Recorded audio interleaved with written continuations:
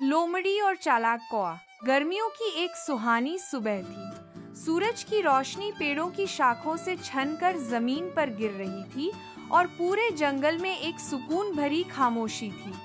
परिंदे चहचहा रहे थे और जानवर अपनी अपनी जगह पर मसरूफ थे। एक बड़े दरख्त की ऊंची शाख पर काला सा कौआ बैठा था, बहुत चालाक, होशियार और थोड़ा सा मगरूर भी। उसकी चोंच में एक बड़ा सा रोटी का टुकड़ा था जो उसे किसी गांव के घर से उठाकर मिला था। वो बहुत खुश था और सोच रहा था कि उसे कोई अच्छी सी जगह मिल जाए जहां बैठ कर वो इत्मीनान से रोटी खा सके। लेकिन उससे पहले ही नीचे जमीन पर एक चालाक लोमड़ी की नजर उस पर पड़ी।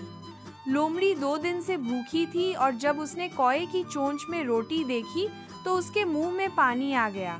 लोमड़ी जानती थी कि कौआ जमीन पर नहीं आएगा और वो दरख्त पर चढ़ नहीं सकती, लिहाजा उसने अपनी पुरानी चाल चली, तारीफ की चाल। वो दरख्त के नीचे आकर खड़ी हुई और मीठी आवाज में बोली, सलाम कौए भाई, क्या बात है, आज तो आप बहुत शानदार लग रहे हैं।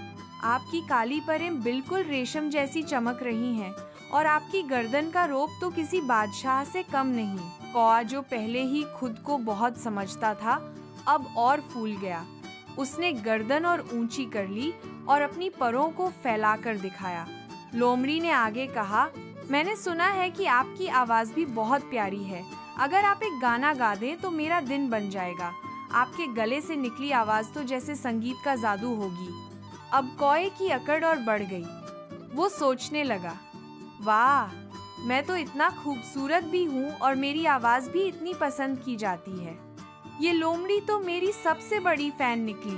फिर क्या था, उसने गाने की कोशिश की। जैसे ही उसने काऊ काऊ की आवाज निकाली, उसकी चोंच खुल गई और रोटी का टुकड़ा सीधे नीचे गिर गया।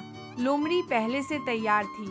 उसने झपट कर रोटी उठा ली और मुस्कुराकर बोली, बहुत शुक्रिया कौए भाई, आपकी आवाज तो वाकई दिलचस्प थी और आपकी बेवकूफ़ी ने मेरी भूख मिटा दी।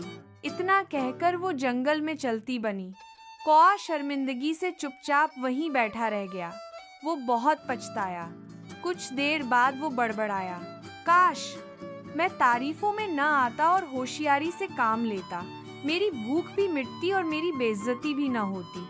उस दिन से कौए ने सीख ली कि हर मुस्कुराहट के पीछे सच्चाई नहीं होती और हर तारीफ दिल से नहीं की जाती। अखलाकी सबक, झूठी तारीफ और चापलूसी में फर्क समझो।